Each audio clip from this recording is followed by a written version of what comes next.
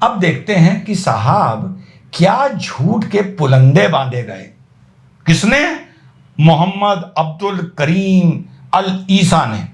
क्या दोगलेपन के पुलंदे बांधे हैं साहब। इस्लामिक वर्ल्ड का बहुत बड़ा लीडर कह रहा है कि डाइवर्सिटी मतलब अलग अलग धर्म एक साथ रह रहे हैं, फल फूल रहे हैं, जी रहे हैं।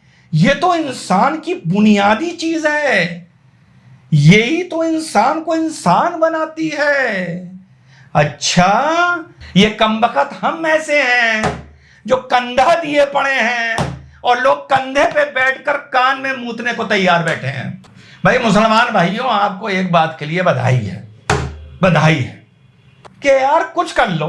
ये साली पूरी कमबख्त दुनिया मुसलमान को हमेशा सफाई देने में लगी रहती है।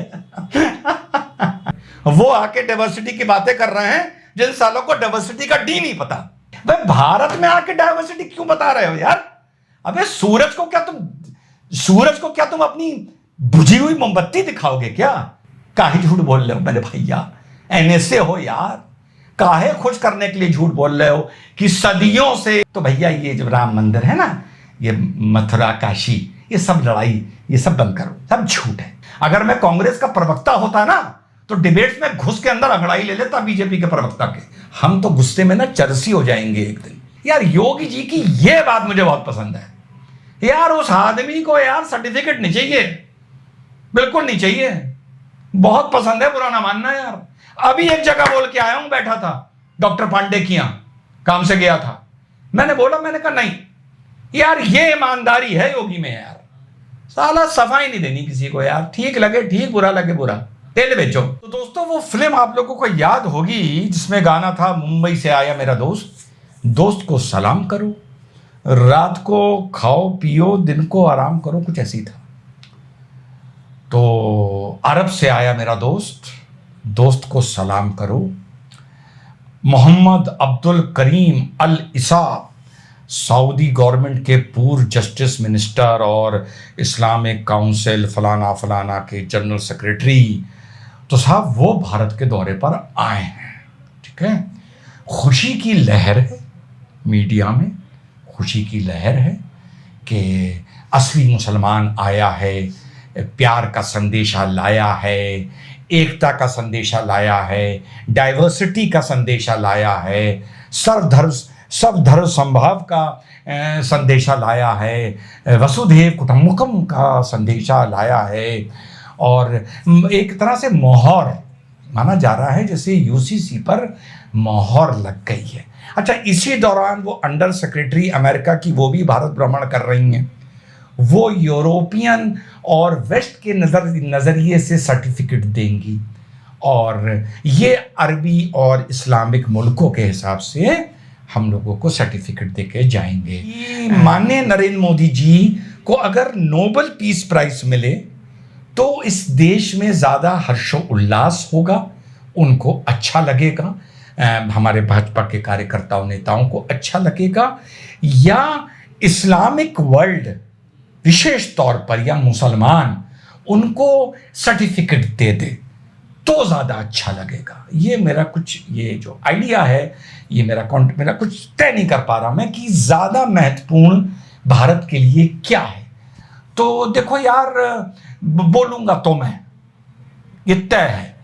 जब होता है हम एवरेज, हमारे जैसे 8 लाख 8.5 लाख सब्सक्राइबर्स हैं और हमारे एवरेज करके 2, सवा 2, 2.5 लाख व्यूज़ जाते हैं। तो कभी कभी ऐसा होता है कि जब हम जो एक आईना होता है उसको हम पलट देते हैं तो एक भारी गिरावट आती है हमारे व्यूज़ में, लेकिन कमेंट्स बड़े अच्छे आते हैं। और उस गिरावट का हम पर क्या असर होता है मैं अभी आपको बताऊंगा, और कमेंट्स का क्या असर होता है। अच्छे कमेंट्स का हम पे, अच्छे कमेंट्स का ये असर होता है कि हम दृढ़ निश्चय कर लेते हैं कि यार बोलेंगे तो हम सच, तय है ये। चाहे किसी को कड़वा लगे, किसी आइडियोलॉजी को मीठा लगे, किसी आइडियोलॉजी को कड़वा लगे, भारत को लेके दिल दुखेगा तो हम बोलेंगे। ये हमने एक दृढ़ निश्चय हमेशा कर रखा था, अब एक बार फिर से करते हैं और देखते हैं ये सच बोलकर हम कितनी दूर तक जा पाते हैं। हो सकता है बहुत दूर चले जाएं, हो सकता है ना जा पाएं। इसकी रत्ती भर फिक्र नहीं है। तो अरब से आया मेरा दोस्त, और अरब वाला भी हमें सर्टिफिकेट देके जाएगा इनडायरेक्टली कि यूसीसी लगाओ, और डाइवर्सिटी में हम बिलीव करते हैं। तो जो उन्होंने अरबी में भाषण दिया वो तो आप लोगों को नहीं सुनाऊंगा।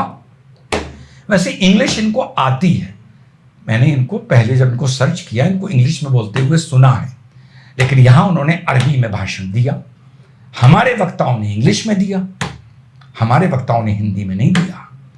ये हनक साली मैं अपनी कहां लेके जाऊं, ये मैं अपनी हनक कहां लेके जाऊं, समझ में नहीं आता।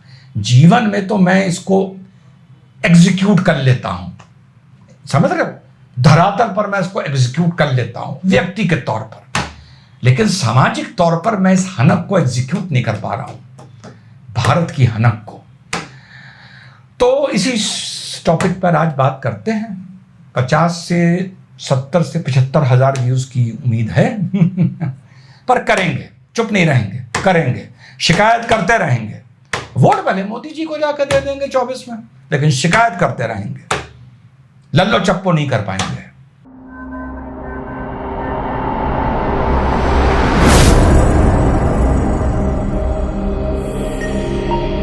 हेलो, नमस्कार, सत श्री अकाल, अस्सलाम वालेकुम, कैसे हैं जनाब? धत तेरी की गटर छापो। तो साहब आज का आप टॉपिक समझ गए होंगे कि किस पर हमें बात करनी है, कि अरब से आया हमारा दोस्त को सलाम करो, वो ही सर्टिफिकेट दे के आएगा। अरबी में मैं उसने क्या बोला, उन्होंने क्या बोला मैं नहीं सुनाऊंगा। बहुत बड़े इस्लामी संगठन के नेता हैं, सऊदी अरेबिया के जस्टिस मिनिस्टर रहे हैं, बहुत इनका सऊदी गवर्नमेंट पे इस्लामिक वर्ल्ड पर असर है माशाल्लाह। तो उन्होंने अरबी में जो भाषण दिया, इंग्लिश उनको आती थी, लेकिन हनक, बहुत अच्छी बात है, हनक में उन्होंने अरबी में दिया।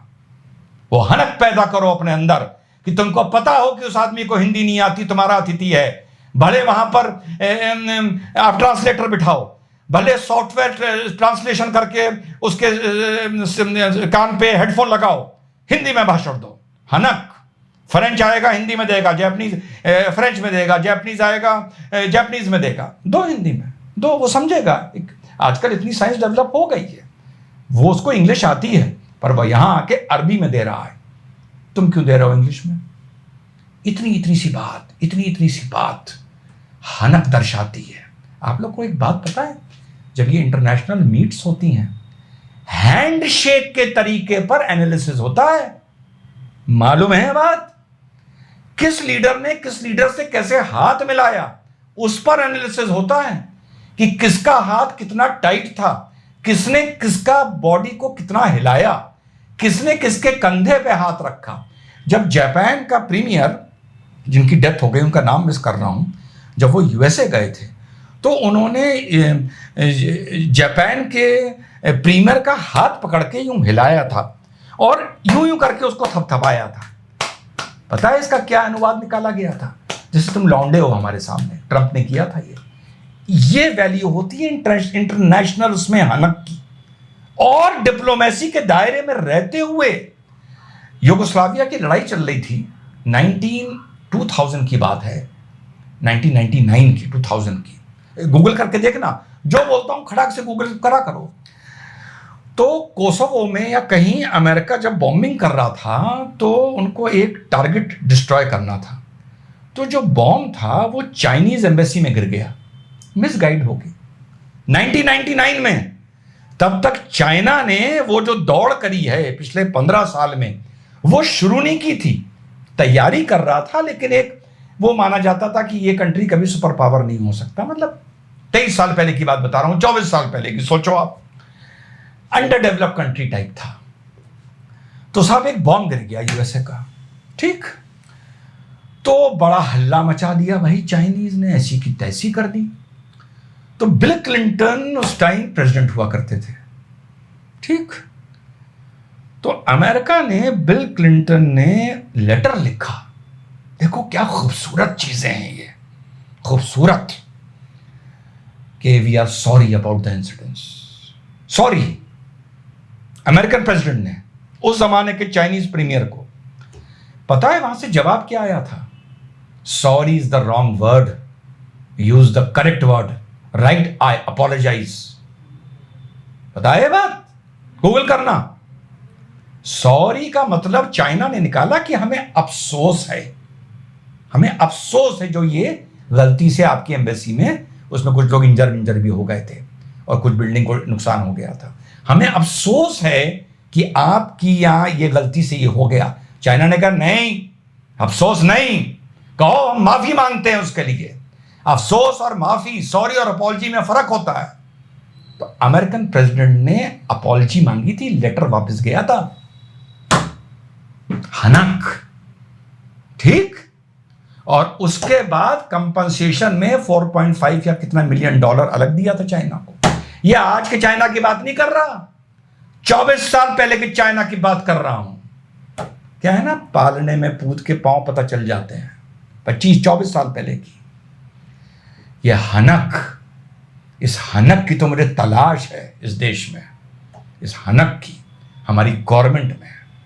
यहां हम सफाई देने में लगे जा रहे हैं यार योगी जी की यह बात मुझे बहुत पसंद है यार। उस आदमी को यार सर्टिफिकेट नहीं चाहिए, बिल्कुल नहीं चाहिए, बहुत पसंद है, बुरा ना मानना यार।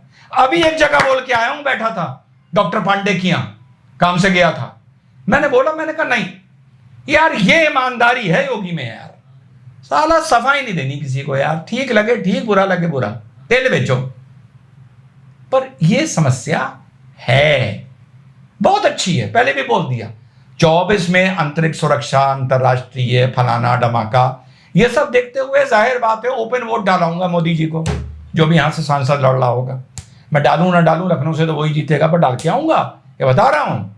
लेकिन शिकायत करने का मुर्दा नहीं हूं, शिकायत करने का हक रहेगा, और उस उम्मीद का हक रहेगा, उस उम्मीद का हक रहेगा जिस उम्मीद की मैं तलाश इस देश के व्यवहार में ढूंढ रहा हूं। हनक, तुम वसुदेव कुटुंबकम भी हनक के साथ बोल सकते हो, ठीक। बहुत बकवास हो गई, ठीक। लोग छोड़ के चले गए होंगे जो सुन रहे होंगे। अब देखते हैं कि साहब क्या झूठ के पुलंदे बांधे गए। किसने? मोहम्मद अब्दुल करीम अल ईसा ने। क्या दोगलेपन के पुलंदे बांधे हैं साहब। इंग्लिश में सुना रहा हूं सिर्फ, जो अनुवाद है, देखना डाइवर्सिटी कितनी बार आया है, सुनो। And we appreciate the diversity that is there in India, and we believe in the necessity of establishing communication and outreach with this diverse culture in India. We also appreciate the positive coexistence that exists within this diversity, and how this diversity further promotes the good relationship between the different cultures. Of course, this diversity, it's been on this earth from the very inception. We must appreciate this diversity, and we understand it that this diversity is an unavoidable part of life. सुना? अब इसका अनुवाद बता दूं। Islamic world का बहुत बड़ा leader कह रहा है कि डाइवर्सिटी मतलब अलग अलग धर्म एक साथ रह रहे हैं, फल फूल रहे हैं, जी रहे हैं। ये तो इंसान की बुनियादी चीज है, यही तो इंसान को इंसान बनाती है। अच्छा, ये ज्ञान यहां क्यों दे रहे हो? जाके 56 मुल्कों में दो ना, बनवाओ सऊदी अरेबिया में मंदिर। विकास ला रहे हो वो अपने मतलब का ला रहे हो, क्योंकि ये पता चल रहा है 50 साल बाद तेल खत्म हो जाएगा। विकास तो यूएई में भी बहुत आया, लेकिन आज ऐसी हालत है, एक यूएई में कोई मंदिर बन जाए कोने में तो सब उस पर ताली बजाने लगते हैं, खुश हो जाते हैं। क्योंकि जो आदमी कभी आपको उंगली कोनी तक नहीं पकड़ने देता, कलाई तक नहीं पकड़ने देता प्यार में, वो एक नाखून भी छुआ के आपको उंगली भी पकड़वा देना तो आप खुश हो जाते हैं। ये कमबख्त हम ऐसे हैं जो कंधा दिए पड़े हैं और लोग कंधे पे बैठकर कान में मूतने को तैयार बैठे हैं और मूत रहे हैं। हम ऐसे हैं। उसने तो कभी कुछ दिया नहीं, उसने तो एक छुंगलिया भी दे दी तो खुश हो जाते हो। छुंगलिया तो पकड़ने दी ना। Hi, so sweet, so humble, so polite. ठीक, हम साला कंधा दिए बैठे हैं और यहां हमारी इज्जत नहीं है, दुनिया भर को सफाई देते हुए फिरते हैं। तो साहब मोहम्मद अब्दुल करीम अल ईसा साहब ने क्या लंबे लंबे पेंग उड़ाए, होय होय होय होय, डाइवर्सिटी और ये और वो, भारत में बैठकर, कि यही तो पहचान है इंसानियत की, सिविलाइजेशंस की। तो बनवाओ मंदिर सऊदी अरेबिया में, ये जाके भाषण दो 57 मुल्कों को ओआईसी में, बनवाओ मंदिर, यहां से जाने दो धर्म गुरुओं को, वहां प्रवचन करने दो, उन्हें जीने दो, जाने दो ईसाई मिशनरियों को, वहां पर गिरजाघर चर्च बनने दो, जाने दो यहूदियों को, जाने दो बुद्धिस्ट को, जाने दो। क्यों झूठ बोल रहे हो भारत में आके यार, और लोग ताली बजा रहे हैं? क्यों झूठ बोल रहे हो? जो यहां ज्ञान दे रहे हो ना मोहम्मद अब्दुल करीम अल सीसा, अबे पहले अपने देश में उसको उसके 5% भी जी के दिखाओ, उसको धरातल पर दिखाओ, फिर आके यहां पर ज्ञान पेलो तुम, ठीक? और हमारा मीडिया सर्टिफिकेट मिल गया, सर्टिफिकेट मिल गया, मोदी की तारीफ हो गई, मोदी की तारीफ हो गई। हमारे यहाँ भाई मुसलमान भाइयों, आपको एक बात के लिए बधाई है, बधाई है, सही बता रहा हूं तुम्हें, बधाई है कि यार कुछ कर लो। ये साली पूरी कमबख्त दुनिया मुसलमान को हमेशा सफाई देने में लगी रहती है। कंधे पर बैठ जाएगा मुसलमान, बाल पकड़ के बैठेगा और कान में मूतेगा तुम्हारे, और तब भी सफाई देते रहोगे कि भाई साहब ठीक है ना, डायरेक्शन ठीक है ना मेरी गर्दन का, ठीक है, आपको कोई तकलीफ तो नहीं है? ये करता है पूरी दुनिया, और हम भी इसी में लगे रहते हैं, सफाई देनी है, यूसीसी पे सफाई देनी है।